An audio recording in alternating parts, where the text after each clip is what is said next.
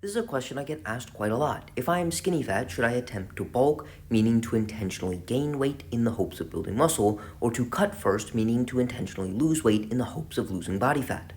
Skinny fat, often referred to as thin fat obesity, is when an individual has a normal BMI, but they are under-muscled and over-fat. Or at the very least, they have a disproportionately high amount of body fat and low amount of muscle mass. I have two answers to the question as to whether or not someone should bulk or cut first.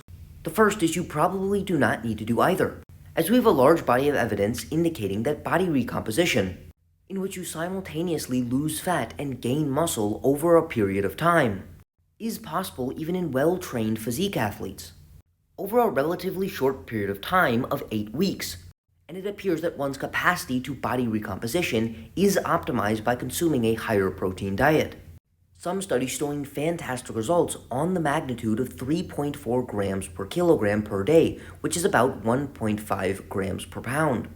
With that being said, we have a lot of data indicating that obesity alters one's muscle protein synthetic response to nutrition and exercise, essentially in response to the two stimuli that drive muscle protein synthesis the most: exercise and protein intake. People with obesity have an altered and blunted response. This is mostly due to the fact that excess body fat induces a state of low-grade chronic inflammation. Additionally, as fat cells grow in size, more and more fat is diverted towards the skeletal muscle, and the accumulation of fat and this low-grade chronic inflammation induce skeletal muscle insulin resistance.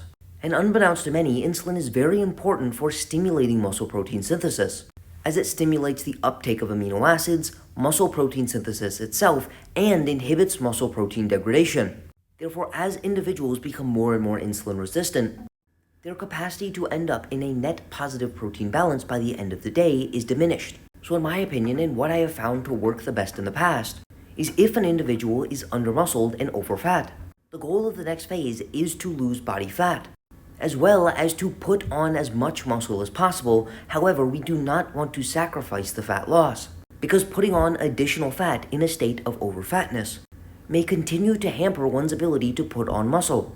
However, it is important to mention that it does appear that exercise increases insulin sensitivity for at least 16 hours post-exercise, meaning that exercise itself may be able to help overcome some of the obesity-related dysfunctions in muscle protein synthesis. So if someone is skinny fat, it appears that paying close attention to exercise, especially resistance training, and a higher protein diet without going into an excessive caloric surplus may be the best way to optimize one's muscle protein synthetic response to external stimuli, allowing them to both lose fat and gain muscle at the same time.